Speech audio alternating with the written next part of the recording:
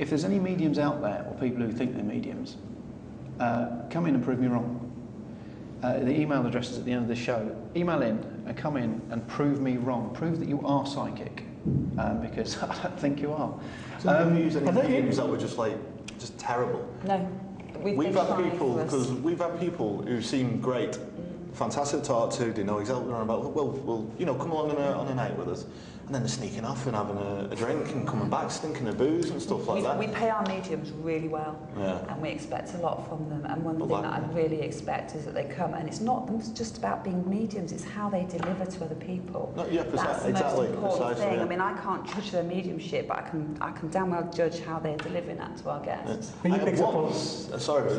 have once with a medium. It's not quite right. This as was entrapment, but she stunk of booze, and I was annoyed because I'd invited her.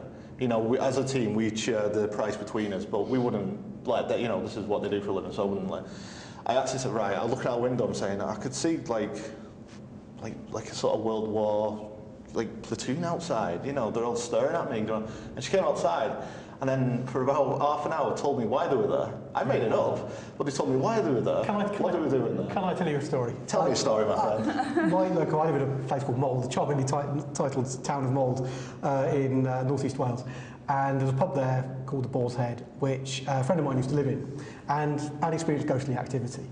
And it's gone through many hands since then, and I've put it in a book that it's had this ghost and the rest of it. And so increasingly, new landlords have been bringing in sort of mediums to do. I've done that again. Bringing in mediums. That's the second time on the show you've done it. If you do it again, I'm afraid you're going to have to leave. Fair enough. Brought in anyway, and this medium was like in one, or this clairvoyant, or whatever he was calling himself, was in one room. The bar, sort of doing his thing, and the landlady kept nipping back in, and she knew I'd written these books on ghosts and was telling me what he'd been saying. One of which he said that he was aware there was a Roman soldier in the pub. Now I knew that Mold had no Roman history at all. It was very, very unlikely there were any Romans there at all.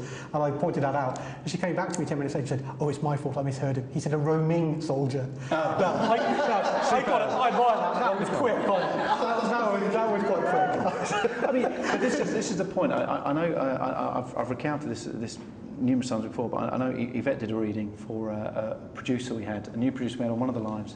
A young lad came in and she gave a half an hour reading to him. And, you know, Yvette's not psychic, at all, in any way, shape or form. But after what because like you guys, we've seen these people work, we know how they work, and we just emulated what they did. And this guy sat there, I mean, first you said, you know, you've got problems with your dad, but you're very close to your mum. You love the place, and the question, which is always good for the psychic to put in, I don't understand this, but I'm getting you live in a flat. So I know you live in a flat. She said, but you love it, but you can't have it, and I can't work that out. And she said, and there's something with your front door. I mean, and she did the black and white dog as well, which is always handy to throw in. And this guy at the end of it, I'm kind of paraphrasing it right the way down, but he said, that's unbelievable. He said, you know, I've never been given a reading before. That was perfect. You know, he said, you know me. He said, that's unbelievable. She said, well, I made it up. He said, you couldn't have made it up. You said it. How did you know I've got problems with my dad? And she said, well, first he was quite an effeminate lad. And she said, usually, broad, you know, brushstrokes, effeminate lads have problems with their dads, but usually really close to their mums, or certainly have some outstanding issue with their dad. But even if you're not, all of us could say, you've got problems with your dad, but you're very close to your mum, or you've got some unsolved issues with your mum and you're close to your dad. We all got some unsolved issue with someone that we love. The flat thing was because he'd said earlier that he came up from London, and she knows the fact he was about 23, 24 years old. No one, you know, can afford to rent a house in London at that age. So it had to be a flat. And she said, of course, no one at that age can afford to buy a flat in London, so it had to be rented. So, and when she said about the flat, his eyes lit up. So she knew he loved the flat. So she said, obviously he'd love to buy it, but he can't because he won't be able to afford it. That's where well, you love it, but you can't have it. And the front door, she said, that everyone who has a flat anywhere at some point gets annoyed with some swine, you know, at some point slamming the front door, the communal front door, because they're drunk one night coming in. So you're going to have problems. Well, say if you're at rock bottom and someone relayed this information to you, you'd be sold. You're at rock bottom because you want to believe there's something better than what you're at right now. Absolutely. And you'd pay good money for that. But You would pay good money for that. You'd only pick the bits that are relevant. Exactly. You could say anything. dismiss You know, the if you had bits to that look at aren't the whole thing and took it apart, actually, that was rubbish. But you won't do that because they need to believe something. Well, this is the point, but it's so easy to trip them up. I mean, we've tripped up psychics so many times in the past. I mean, there's a great anagram thing where, anagrams are put down and the psychic actually gets possessed or taken over, because I don't like the word possessed anymore, apparently, taken over by the spirit of this thing that doesn't exist.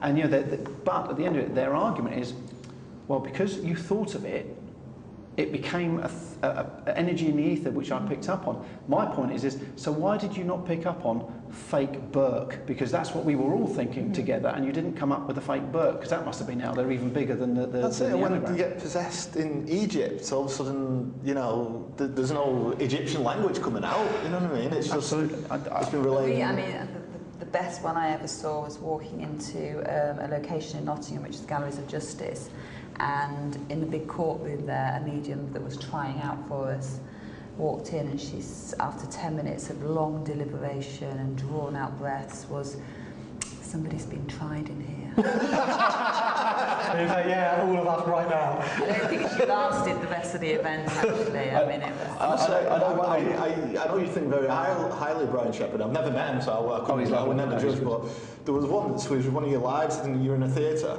and he went, there's someone in here, it's quite theatrical. I thought, right. He must have killed himself afterwards. That's word association, though, It is, isn't yeah, it? of course, I mean, yeah. that's excusable, because you're actually in that word association thing. I have to admit, one of the funniest things I ever heard was someone describing, they were trying to pick up on the ghost of Guy Fawkes, and they came up with a bearded man with determination. That's me. I did it.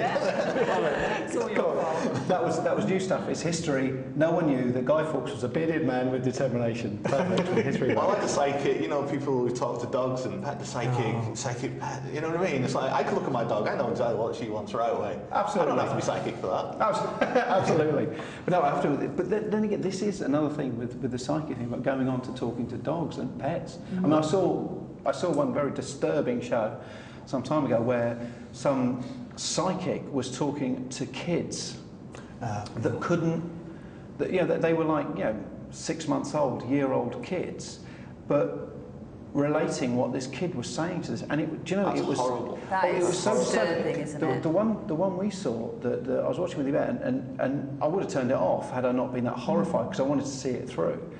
There was this young girl, young baby, was saying to the mother was standing there because the baby wasn't eating properly. And in fact, I'm going to come back to this as soon as we finish because there's a break. Join us in a couple of minutes.